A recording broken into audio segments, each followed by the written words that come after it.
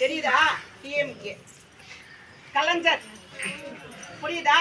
அவர் இப்படி பக்கல்ல இப்படி வச்சுன்னு வருவார் மீட்டிங் பேசும்போது. அப்ப எனக்கு 13 வயசு. எங்க வீட்டுல நாங்கெல்லாம் ரோட்ல உட்காந்து, அப்ப ஏது இவ்வளவு கூட்டம், இவ்வளவு ஜனம் ஏது? சும்மா போடுவாங்க மீட்டிங். அப்போ அண்ணாதுரை வருவார், புரியுதா? இவரும் வருவார், சிவாஜி கணேசன் வருவார், சரியா? நம்ம காமராஜர் எல்லாருமே நம்ம பார்த்தோம். காரி துப்பி எல்லாம் பண்ணி இவனுங்கெல்லாம் இருக்கிற இடம் தெரியாது.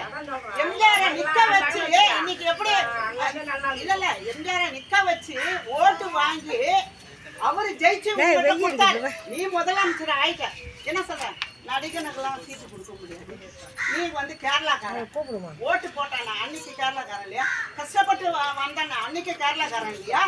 அன்னைக்கு தெரியல, நீ சீட்ல உட்காந்தவனா அந்த கேள்வி கேட்ட. மானமல்ல ஒருத்தர் எம்ஜிஆர் உடனே ஆரம்பிச்சாரு. என்ன ஆச்சு? உன்னை தூக்கி விட்டுட்டாங்கல்ல. 25 வருஷம் நீ கட்சி பக்கம் தலை காட்டல. 25 வருஷம் அவரே படுத்துக்கினே ஜெயிச்சார். அந்த மாதிரிதான் நம்ம விஜய். நம்ம விஜய் வந்து இனிமேல் பட்டு உக்காந்ததுக்கு அப்புறம் டிஎம்கேன்ற ஒரு கட்சி இருக்கவே இருக்காது. எல்லாம் சும்மா வாயால பண்ணலாம். அவருக்கு ஒரு பேண்ட், அவருக்கு ஒரு ஷர்ட், அவருக்கு ஒரு செல்ஃபி எல்லாம் எடுத்துக்கலாம். நீ எல்லாம் எடு, உன்னை மக்கள் பார்த்துக்கிட்டு தான் இருக்கிறாங்க. இன்னைக்கு எப்படி நீ 5000 ரூபாய் போட்ட? எப்படி பொங்கலுக்கு 3000 ரூபாய் கொடுத்த? இன்னைக்கு எப்படி 8000 வந்துட்டு? எங்களுடைய வரி பண்ற உன் பொண்டாட்டிக்கு எப்படி வெள்ளி பீரோ வாங்கி கொடுத்தா மாட்டான்? அவங்க பொண்டாட்டிக்கு வெள்ளி பீரோ. அந்த அம்மா சந்தோஷமா அவ்வளவு பூரிப்பா அந்த பீரோவை திறந்து காமிக்கிறாங்க. ஒரு குழந்தைக்கு கொலுசு இல்லாத நம்ம தவிக்கிறோம். ஒரு சின்ன குழந்தைக்கு ஒரு கொலுசு போட நம்ம கஷ்டப்பட்டு நம்ம தவிக்கிறோம். அவளுக்கு கேட்குது பீரோ, வெள்ளி பீரோ. அந்த அம்மா திறக்கும் போது கேளு, அந்த அம்மா திறக்கும் போது அவங்க சம்பாதிச்சுக்கிட்டு அப்புறம் அவங்க அதை திறக்கும் போது அந்த புன்னகைப்பார். இந்த மண்ணில் போறப்போ ஒண்ணு கிடையாது. கலைஞருக்கு இடமே கொடுக்க மாட்டேன்ட்டாங்க. எங்க பீச்ல கையில காலில் உளுந்து குடிக்கல வாங்க. புரியுதா? நீ உனக்கும் வரும்னு நீ எதிர்பார்க்கிற. சத்தியமா இனிமேல் போட்டு நீ வீட்டுக்கு போறது மொத்தமா முடிவா ஆகி போச்சு. எங்க மக்கள் முடிச்சுட்டாங்க. புரியுதா? இதெல்லாம் வெறும் பேச்சு. எல்லாம் விஜய் பார்த்து நீ காப்பி அடிக்கிற. விஜய் சொந்த காசு, உழைப்பு. அந்த குழந்தை உழைச்ச காசுல தான் இன்னைக்கு எல்லாம் பண்ணிக்கிட்டு இருக்கு. அதே மாதிரி அவங்க விஜய் செய்ய மாட்டாருன்னு நினைக்காதீங்க. அவங்க அடிப்படை கஷ்டம் அப்படி. அவங்க அப்பா சந்திரசேகர் சொன்னாரு, 10க்கு 10 வீட்டுல நாங்க அவ்வளவு கஷ்டப்பட்டோம். அதனால வீடு இல்லாத மக்களுக்கு வீடு கொடுக்க சொல்லுவேன் என் பிள்ளைகிட்டன்னு அவர் சொல்லியிருக்கிறேன். அதனாலதான் விஜய் வந்து யார் யாரு வீடு இல்லாத கஷ்டப்படுறீங்களோ எனக்கு தெரிவிங்க. நான் ஆட்சிக்கு வந்தோன்னா உங்களுக்கு கண்டிப்பாக வீடு. நீங்க கஷ்டப்படக்கூடாது. படிச்ச பிள்ளைங்க வேலை இல்லாதவங்க கம்பெனி ஓபன் பண்றேன், திறக்கிறேன். அனைத்து பேரும் அந்த கம்பெனிக்கு வாங்க. வீட்டுக்கு ஒரு பைக்கு.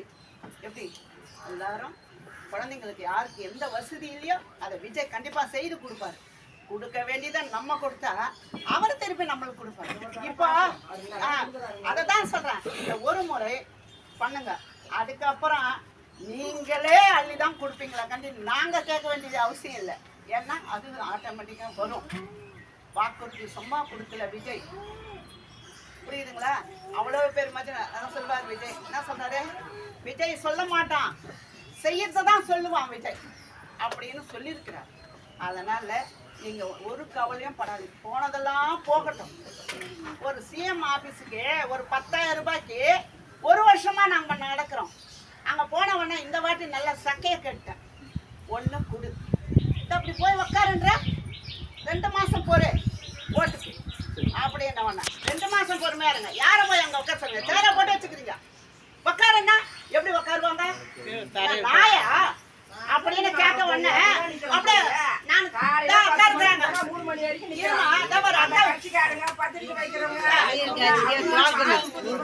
ஒரு நிமிஷம் பாருங்க. அதுக்கு சாட்சி நான் பேசுறது எனக்கு தெரியும். நான் பேசுறேன்.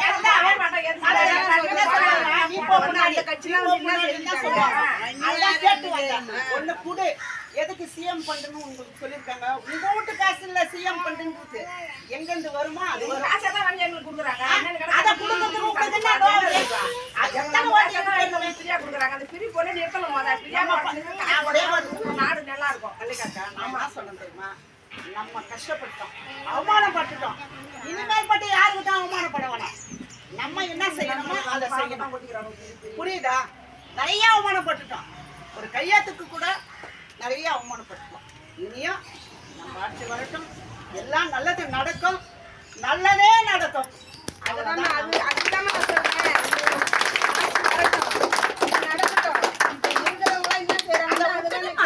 அதாவது சேர்த்து பெருக்கி குப்பியை சேர்த்துக்க, அதை அள்ளி வெளியே கொட்டுறது தான் உங்க வேலை. இனி வரத்து புதுசா இருக்கணும், ஃப்ரெஷ்ஷா இருக்கணும். சொன்னதை செய்வாரு. எல்லாம் நம்மலாம் இருக்கிறோம், நம்ம இடத்துல நம்ம இருக்கிறோம். நீங்க நம்ம அப்படி போகும்போது என்னம்மா அப்படி சொன்ன, இல்லம்மா கம்முனுக்கிறேன் அப்படின்னு நீங்க கேட்க மாட்டீங்களா? அதுக்கு நான் பதில் சொல்ல மாட்டேன். சரி வாங்க பார்த்துருவோம், இதில் யார் நிற்கிறாங்களோ அவங்க கிட்ட போவோம். ஏன்பா நான் அவ்வளோ நின்று எல்லாத்தையும் சொல்லி நான் ஓட்டு வாங்கிக்கிறேன், என்ன விஷயம் ஏதுன்னு. இவங்க எடுக்கலையா, நான் டைரெக்டாக போகிறேன். எங்களுக்கு ஒன்றும் சின்ன புதுசு தெரியும், நீலாங்கரையும் தெரியும், பனையூரும் தெரியும். ஏன்னா நம்பர் இருக்குது செல்ஃப், நம்பர் இருக்குது சென்ட்ரு, இல்லை இல்லை சென்ட்ரு நம்பர் இருக்குது. அதனால ஆளினால் எல்லாருமே தெரியும். கண்ணாடி வீடும் தெரியும், எல்லா வீடும் நம்ம அதனால ஒன்றும் பிரச்சனை கிடையாது. அதெல்லாம் நான் சொல்றேன், ஒன்றும் பிரச்சனை கிடையாது. சந்தோஷமா மனசுக்குள்ள ஒவ்வொருத்தரும் ஒரு வைரேகமா இருங்க. மற்றவங்களையும் கொஞ்சம் பாருங்க. நீங்க அழுது போதும், நான் 2 மாசம் பொறுமையா இருங்க. உள்ள வரட்டும், புரியுதா? உள்ள வரட்டும். எவ்வளவு முடியுமா அவளை நம்ம சேகரிக்கணும் வேண்டியது நம்மளோட கடமை. புரியுதுங்களா? அதனால மனசுல எல்லாம் போயிடுச்சு. 5 வருஷம் கதை போயிடுச்சு. இன்னும் 2 மாசம் எவ்வளவு ஆடுறாங்களோ ஆடுறோம், என்னென்ன சுருட்டாங்களோ சுருட்டுட்டோம். மூட்டை முட்டையா கூட வச்சுக்கிட்டோம். பணத்தை எத்தனை போறாங்க. இங்க இருந்து புள்ளிய என்ன அமைச்சுட்டான், சவுத் ஆப்பிரிக்கால அமைச்சு அங்க எல்லாத்தையும் பண்றாங்க. இவரு அங்கிருந்து நைட்டா இங்க வருவாராம். புரியுதா? அங்கிருந்து நைட்டா வருவாரா, உடனே போவாராம். உனக்கு என்ன இங்க வேலை? உதயநிதிக்கு உனக்கு என்ன வேலை? மக்கள் ஓட்டு போட்டாங்க, மக்களுடைய பிரச்சனை எவ்வளவு இருக்கு. இந்த மழை வந்தது, எல்லாரும் கஷ்டப்பட்டாங்க. யாரு 10 நிமிஷம் கொடுத்தாங்க? இன்னைக்கு ஏன் 3000 ரூபாய் கொடுத்த? யாரோட காசு? அது பத்தாது. நீ 10,000 கூட கொடு. உன் அப்பா மட்டும் காசு இல்லை, அவன் பிள்ளை சொன்னதே நான் திருப்பி சொல்றேன். சரியா? அவங்க புள்ள சொன்னா பாரு உதயநிதி, அவங்க அப்பா முட்டை காசு கொடுக்குறாங்கன்னு. அதனால கேட்கறேன், நீ உங்க அப்பா முட்டை காசு இல்லை, எங்க பவனம் ஒவ்வொரு ஒரு சாம்பிள்ல இருந்து ஒரு சோப்புல இருந்து எல்லாம் நீங்க கொடுக்குற காசுல தான் அவங்க வளர்றாங்க, வளர்ச்சியா இருக்கிறாங்க. அதை முதல்ல புரிஞ்சு அவங்க சொன்னாங்க. அது இல்ல அவரு கொடுத்தாரு இல்ல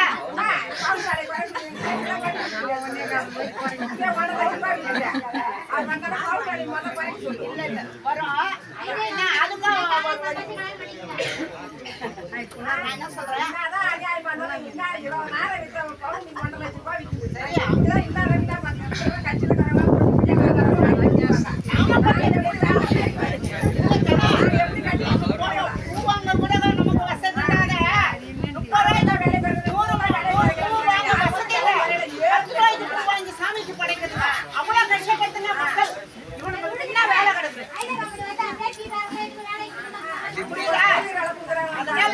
எல்லாரும் சொல்றேன் கொஞ்சம் ஒரு வைரேகமா செய்யறதுதான் சொல்லுவாங்க. புரியுதா? அது கண்டிப்பா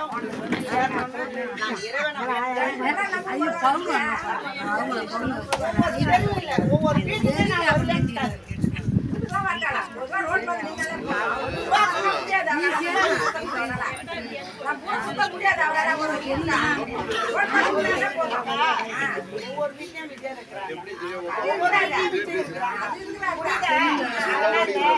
ஆசையோடும் பாசத்தோடும் ஒரு விசில் அடிங்கப்பா.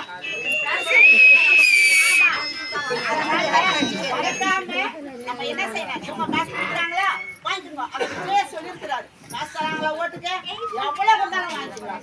அது இப்ப பணம் வாங்கிக்கிறாங்க.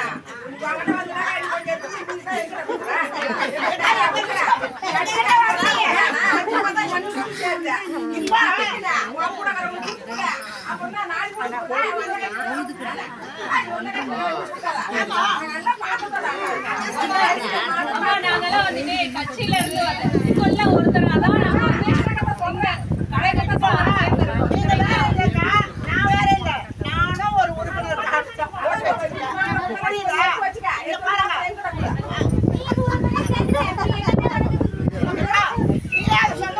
நான் வாழ கொடுத்துருக்கிறேன்.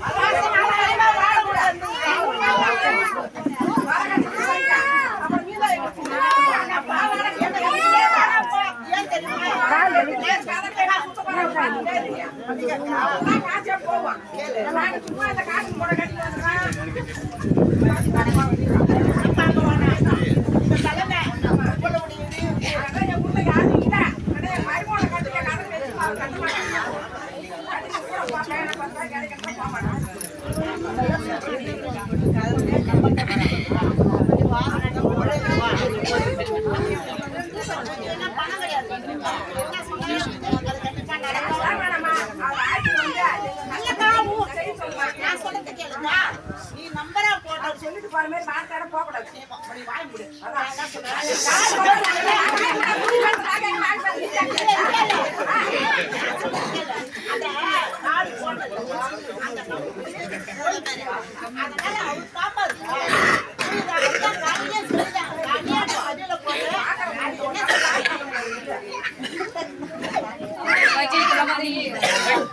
எல்லாரும் வந்துட்டு வாக்குறுதி ஒண்ணு கொடுக்குறாங்க. அது நிறைவேற்றல. அடுத்த அப்பா என்ன வந்து இது ஒண்ணுதான் நான் சொல்றதை வச்சு கேளுங்க, சரிங்களா? எல்லா கட்சியும் வந்துட்டு எலெக்ஷன் டைம்ல ஒண்ணு வந்து அவங்க வந்துட்டு ஏதாவது ஒரு மக்கள் நம்புற மாதிரியான வாக்குறுதிகளை கொடுத்துட்டு அது எலெக்ஷனுக்கு அப்புறம் ஓட்டை கலெக்ட் பண்ணிட்டு அவங்க வின் பண்ணதுக்கு அப்புறம் அவங்களுடைய கஜானாவை நம்புறதுக்கு போயிடுவாங்க.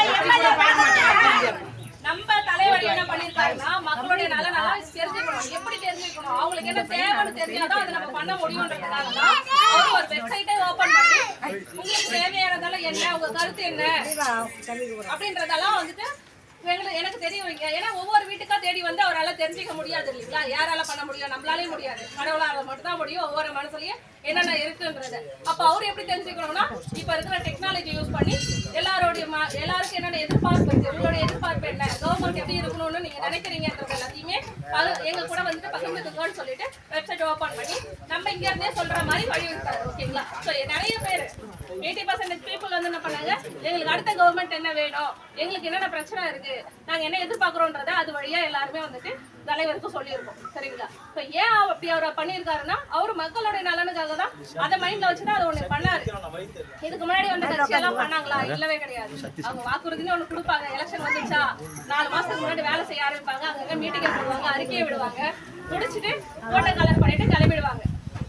ஓகே, சோ அந்த மாதிரி எதுவுமே இருக்கக்கூடாது. புதுசா வந்துட்டு ஏதாவது பண்ணணும். மக்கள் எல்லாருமே நம்ம மட்டும் வளர்ந்துடா பத்தாது. மக்களுக்காக தான் வந்துருக்கோம். அவருடைய சொந்த காசை தான் போட்டு பண்ணது. அவருக்கு சரியா எங்க இருந்து வந்துட்டு இன்வெஸ்ட்மெண்ட் எல்லாம் வரல. ஓகே, கவர்மெண்ட் மக்களுடைய பணத்தெல்லாம் வந்து எடுத்து வச்சுக்கிட்டு அந்த பணத்தை யூஸ் பண்ணி அடுத்த எலெக்ஷனுக்கெல்லாம் அவர் எந்த வேலையும் பண்ணிட்டு இல்லை. எல்லாமே அவர் சுயமா சம்பாரிச்சு இந்த 30 வருஷமா ஒரு இண்டஸ்ட்ரியில இருக்காரு. 30 வருஷமா அவர் சம்பாரிச்சது எல்லாத்தையுமே வந்துட்டு சொந்த காசு. நம்ம சொந்த காசை போட்டு எவ்வளவு நாளுக்கு வேலை செய்வோம்? எவனோ பண்ணிட்டு போனா பிரச்சனையெல்லாம், அந்த பிரச்சனைகள்லாம் நம்ம கொடுத்துட்டு இருக்கோமா? காசு தளபதி கொடுத்துட்டு இருக்காரு.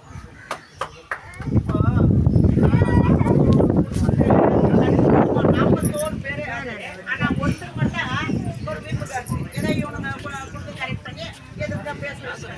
அவங்க போறான் 40 குடும்பத்தையே தட்டி எடுத்து ஆளுக்கு 20 லட்சம். அது போக எல்லாருக்குமே இன்சூரன்ஸ் எடுத்து கொடுத்துட்டாரு. புரியுதா? அந்த இன்சூரன்ஸ் போக அந்த குடும்பத்துக்கு மாசம் 5000 இன்னைக்கு விஜய் காசு போய்கிட்டு இருக்குது.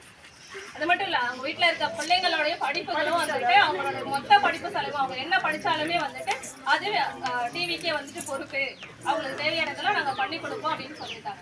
சும்மா ஏதாவது அதே இடத்துல இருக்க கவர்மெண்ட் 35 பேர் வந்துட்டு கள்ளசாராயம் குடிச்சு செத்து போனா அப்பெல்லாம் அவங்களுக்கு டைமே கிடைக்கல அவங்க போய் பாக்குறதுக்கு. நான் ஆக்சுவலா பாண்டிச்சேரி தான் நமக்கு அந்த நியூஸ் சம்மந்தம் இல்லை அப்படின்னு நினைக்க வேண்டாம். தமிழ்நாட்டுல எந்த நமக்கு அதோட இம்பாக்ட் இருக்கு. நாங்க சொல்றோம்ல அந்த கருத்து அங்க அந்த சாருக்கு போடுங்க. சொல்லுங்க அது சொன்னாதானே இப்ப இந்த இதுல சொன்னாதானே சாருக்கு. அதனாலதான் நாங்க சொல்றோம். அதே நீ பேசுறதுமே அதுல போவோம். அதை ஒரு நாளும் என்னென்ன எங்கெங்க நடக்குதுன்னு இதை பார்த்துட்டு தான் இருக்கு. ஓகே, நம்ம தாய்மார்கள்லாம் அவங்களுடைய கோரிக்கையெல்லாம் சொல்லிட்டு இருந்தாங்க. நம்மளுடைய வருங்கால எதிர்காலம் எல்லாம் நிற்கிறாங்க. நம்மளுடைய ராக் ஸ்டார்ஸ் எல்லாம் என்ன, உங்களுடைய மைண்ட் செட் எல்லாம் எப்படி இருக்கு, உங்களுடைய கருத்து என்ன இந்த மீட்டிங்கை பத்தி, டிவிக்கை பத்தி உங்களுடைய கருத்து சொல்லுங்க. யங் பிளஸ் உங்களுடைய கருத்தெல்லாம் கேட்கறதுக்காக நாங்கள் வெயிட்டிங். உங்களுடைய கருத்து என்னன்னா வச்சுக்கோங்களேன், நீங்க நற்பணி மன்றமா இருக்கும்போது இதே மீட்டிங்கை கூட்டு ஒரு விஜய் பிறந்தநாள் வருத்தம், ஒரு முக்கியமான தலைவர்கள் இப்போ நீங்க கொள்கை தலைவராக வச்சுக்கிறீங்களா, வேலு நாச்சியார், அம்பேத்கர், அதுக்கப்புறம் நீங்க இந்த மாதிரி ஒரு 5 கொள்கை தலைவர் வச்சுக்கீங்களா, அவங்களுடைய பிறந்தநாளோ இல்லை யாரோ முக்கியமான தலைவர் எவ்வளோ பேர் இருக்கிறாங்க, அவங்களுடைய தலைவர் பிறந்தநாள் அன்னைக்கு இதே நற்பணி இன்னைக்கு வந்து ஒரு கட்சியா இருக்கிறது, முன்னாடி நற்பணி மன்றமா இருக்கும், விஜய் மக்கள் இயக்கமா இருந்திருக்கும்ல, அப்ப நீங்க வந்து மக்களை சந்திச்சிருந்தா நம்ம இந்த அளவுக்கு பேசியிருக்கோம், மக்களுக்கு இன்னும் ஒரு அபிப்பிராயம் இருந்திருக்கும். ஓகே, சோ நீங்க சொல்ற வழியிலே நம்ம பார்க்கலாம் இல்லைங்களா. நற்பணி மன்றம்னு ஒண்ணு ஏற்கனவே ஆரம்பிச்சாரு, எவ்வளவு ரொம்ப வருஷமாவே இருக்குது இல்லைங்களா. சோ அந்த நற்பணி மன்றம் என்னெல்லாம் பண்ணுச்சு, சும்மாவா இருந்துச்சு அப்படின்னு கேட்டீங்கன்னா இல்லவே இல்லை. இல்ல மேடம், அது இருந்துச்சு எல்லாம் அவங்க தமிழ்நாட்டுல எல்லா விஷயத்திலுமே இன்வால்வ் ஆயிட்டு இருந்தாங்க. ஜல்லிக்கட்டு விஷயத்துல இருந்து போடும்போது இங்க இந்த மாதிரி வந்து இப்ப நான் ஃபர்ஸ்ட் டைம் இந்த மீட்டிங் இதை பாக்குறேன். இதுக்கு முன்னாடி வந்து நற்பணி மன்றம் இருந்தது, அன்னதானம் போட்டுக்கிறாங்க, அது ஓகே.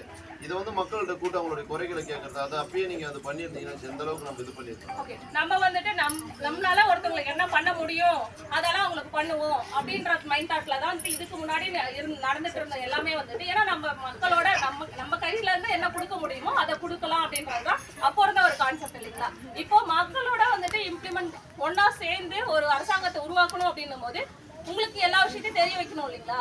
சும்மா ஒரு இடத்துலயே உட்காந்துட்டு எல்லா வேலையும் செஞ்சிட முடியாது சரிங்களா. ஸோ உங்க எல்லாருமே வந்துட்டு மீட் பண்ணி பேசணும், அப்பதான் உங்களுக்கு தெரியும் என்ன நடக்குது. சும்மா டிவிக்கே ஒன்று ஆரம்பிச்சாங்க, அது இருக்கிற இடமே தெரியல அப்படின்றதா இருக்கும். அதுக்கு முன்னாடி நற்பணி மன்றம் என்னெல்லாம் பண்ணுச்சு அப்படின்னு நம்ம நீங்க கேட்டீங்க இல்லைங்களா. நற்பணி மன்றம் நீங்க சொன்ன மாதிரி அன்னதானம் போடுறதோ இல்ல ஜல்லிக்கட்டு விஷயங்களை கலந்துக்கிட்டது இப்போ வரைக்கும் போயிட்டு இருக்கு. மீனவர்கள் பிரச்சனை இல்லைங்களா, நம்ம பாண்டிச்சேரியிலுமே மீனவர்களுக்கு நிறைய பிரச்சனை நடக்குது, இலங்கை கவர்மெண்டால நடந்துதான் இருக்கு சரியா. இதுக்கு முன்னாடியும் அந்த ராமேஸ்வரத்தெல்லாம் நடந்துச்சு இல்லைங்களா. அந்த மாதிரியான மீனவருக்கு போராட்டங்கள்லாம் தளபதியும் இருந்தாரு, நம்ம நற்பணி மன்றமும் இருந்துச்சு. அப்போ நற்பணி மன்றமா இருந்துச்சு, இப்போ டிவிக்கு கழகமா இருக்கு. இன்னொரு கேள்வி, இப்போ நீங்க வந்து எல்லாம் ஜெயிக்கிறீங்க ஓகே, இப்போ என்ஆரா இருக்கட்டும், காங்கிரஸா இருக்கட்டும், ஆளுங்கட்சியா இருக்கட்டும், அதுக்கு முன்னாடி ஆண்ட கட்சியா இருக்கட்டும், இந்த கட்சியில வராங்க மக்கள்கிட்ட வந்துட்டு ஓட்டை வாங்கிட்டு 2 கட்சி மக்கள் ஏமாந்தது தான் மிச்சம். அவங்க இப்போ புதுசாக ஒரு கட்சி வரும்போது மக்களுக்கு வந்து ஒரு கேள்வி வருது, ஓ நம்ம இவங்களையும் நம்பி ஏமாந்துட்டோம், என்ஆரையும் நம்பி ஏமாந்துட்டோம், காங்கிரஸையும் நம்பி ஏமாந்துட்டோம், வர புது கட்சிக்கு நம்ம வாய்ப்பு கொடுத்தா மக்கள் யோசிக்காம ஓட்டே போடுவாங்க. ஏன்னா வர கட்சி புது கட்சி ஓட்டு போனாங்க. இப்போ நாங்கள் ஓட்டு போட்டு நாங்கள் ஜெயிச்சு நாங்கள் தான் அவங்கள வந்து முதலமைச்சராக ஒரு சீட்டில் உட்கார வைக்கிறோம். இங்கே இருக்கிற மக்கள் தான் எல்லாரும் உட்கார வைக்கிறாங்க. ஆனால் ஜெயிக்கிறதுக்கு முன்னாடி எங்ககிட்ட வீடேறி வந்து கேட்டு ஓட்டு வாங்கின மக்கள். ஆனால் நாங்கள் போயிட்டு ஜெயிச்சதுக்கப்புறம் எங்களுக்கு நின்று காரை நிறுத்தி கூட பேச மாட்டாங்க. அப்போ புதுசாக வர கட்சி இதே ஃபாலோ பண்ணுவாங்களா? என்கிட்ட வந்து இப்போ குறைய கேட்குறவங்க நாளைக்கு ஜெயிச்சதுக்கப்புறம் நாங்கள் அவங்கள போய் பார்க்குறதா? ஏன்னா நீங்கள் ஜெயிச்சதுக்கப்புறம் இதேமாரி மீட்டிங் போட்டு கிராமப்புறங்களில் ஜெயிச்சதுக்கப்புறம் உங்களுடைய குறைகள் தீர்ப்பு முகாம் சொல்லிட்டு ஒன்று போடலாம், அந்த மாதிரினா நீங்கள் போடுவீங்களா என்று மக்கள்கிட்ட ஒரு கேள்வி இருக்குது. இப்போ நீங்கள் ஜெயிக்கிறதுக்கு முன்னாடி நம்ம இங்கே வந்து நிற்கிறோம், ஜெயிச்சதுக்கு அப்புறம் இவங்க நம்ம வேலையை பார்த்துன்னு போயிட்டா அப்போ மக்களுடைய கேள்வி இருக்குது. இப்போ நீங்கள் கேட்குறது என்னென்ன குறைறதுன்னு கேட்குறீங்களா? அப்போ ஜெயிச்சதுக்கு அப்புறம் இதேமாரி வந்து ஒரு கூட்டத்தை கூட்டி அவங்களுடைய குறைகளை வந்து ஜெயிச்சவங்க இந்த தொகுதியில் நின்று ஜெயிக்கிறவங்க வந்து கேட்பாங்கன்னு சொல்லிட்டு மக்கள்கிட்ட ஒரு கேள்வி புரியுது. அதுக்கு உங்களுடைய பதில் என்ன நாங்கள் கேட்குறோம். ஃபர்ஸ்ட் வந்துட்டு நான் ஒரு எக்ஸாம்பிள் சொல்றேன். ஃபர்ஸ்ட் ஒரு எக்ஸாம்பிள் சொல்றேன். நீங்க இருக்கீங்க ஓகேங்களா, இந்த ஏரியாவில் நீங்க இருக்கீங்க, நீங்க எந்த ஒரு கட்சியிலையோ எதுலையுமே கிடையாது சரிங்களா. ஒரு எக்ஸாம்பிளாக நான் சொல்றேன். ஸோ நீங்க என்ன பண்றீங்கன்னா உங்க தெருவில் இருக்கவங்களுக்கும் உங்க ஊர்ல இருக்கவங்களுக்கும் ஏதாவது நீங்க பண்ணணும் அப்படின்ற ஒரு மோட்டிவேஷன்ல உங்க கைட்ட என்ன இருக்கோ அதுக்கேற்ற மாதிரி ஏதோ ஒரு விஷயத்த நீங்க செஞ்சுக்கிட்டே இருக்கீங்க சரிங்களா. ஸோ எல்லாரோடைய மனசுலயும் கண்டிப்பா நீங்க இருக்க ஆரம்பிச்சிருவீங்க.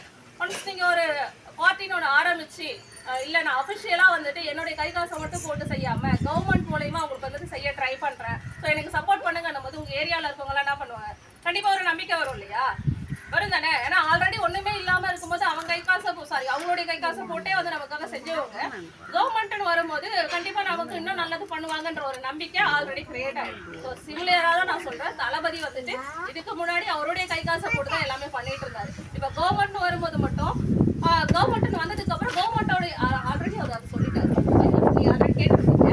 ஸோ கவர்மெண்ட் வந்ததுக்கு அப்புறம் கவர்மெண்ட் மூலயமா மக்களுக்கு எல்லாருக்கும் என்னெல்லாம் பண்ண முடியுமோ அது எல்லாத்தையுமே நான் வந்துட்டு அவங்களுக்கு சேர்ப்பேன், எடுத்துட்டு போய் சேர்ப்பேன் அப்படின்றதான் அவருடைய ஒரு குறிக்கோள். ஓகே, ஸோ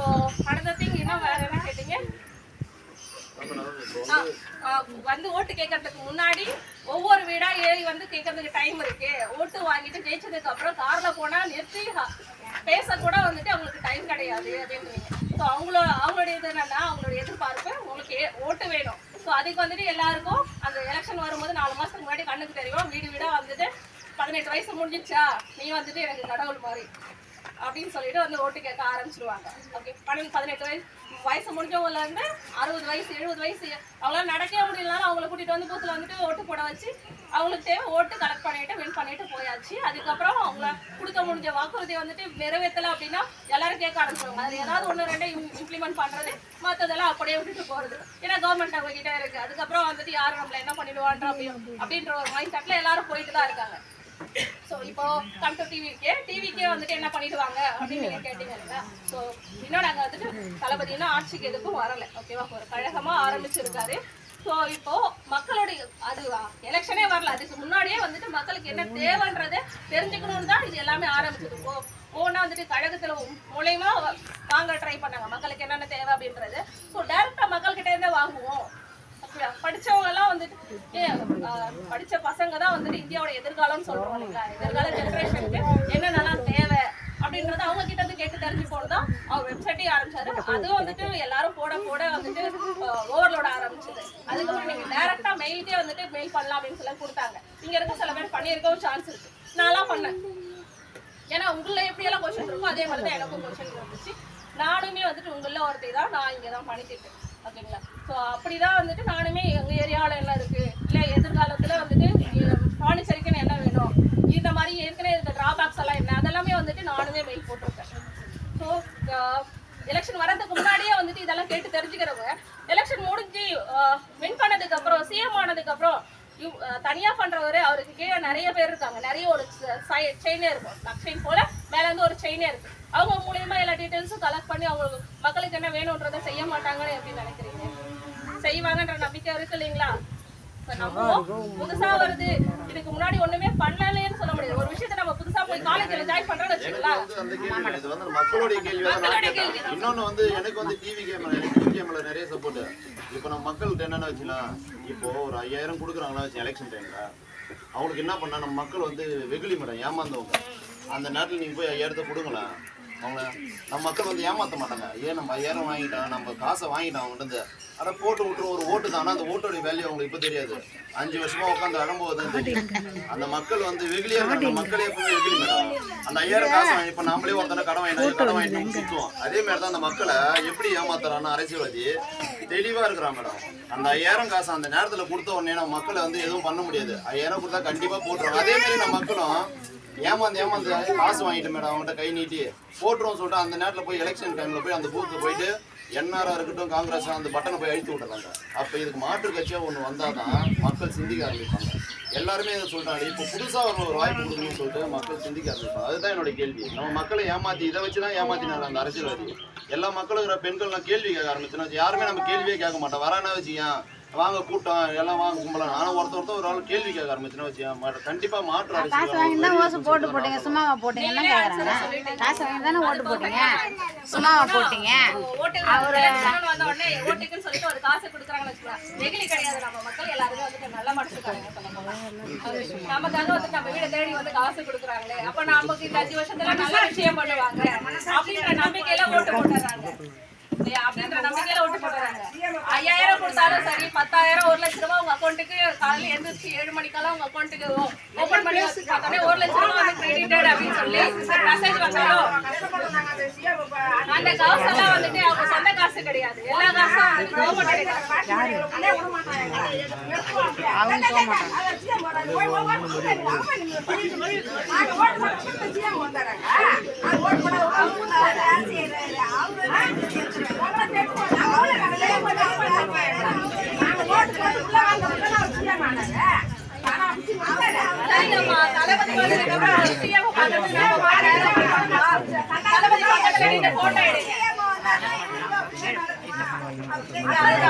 தளபதி தளபதி கூட நின்று போட்டோ எடுங்க, வீட்டுல பாருங்க.